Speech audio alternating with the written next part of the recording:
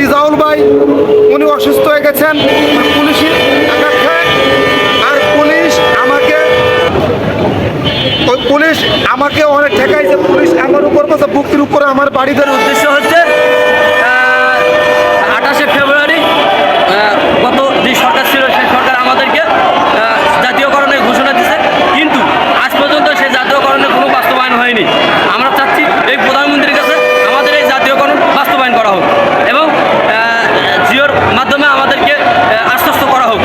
এই অনেক আমাদের উপরে লাঠিচার্জ করছিল। সে করার পরে সরকার আমাদেরকে ঘোষণা দিয়েছিল যে পর্যায়ক্রমে আপনাদেরকে জাতীয়করণে ঘোষণা দিলাম, অর্থাৎ আমার পর্যায়ক্রমে আমরা জাতীয়করণ করিব। সেই 2025 সালের ঘোষণা অনুযায়ী এখনও সরকার সে কাজনামাটা বাস্তবায়ন করি নাই। আমরা সেই জন্য আমরা 25 দিন আজকে জাতীয় প্রেস ক্লাবে আমরা অবস্থান করেছি। আমাদের মূল লক্ষ্য, মূল দাবি একটাই, যে স্বতন্ত্র ইবতেদায়ী মাদ্রাসা জাতীয়করণ।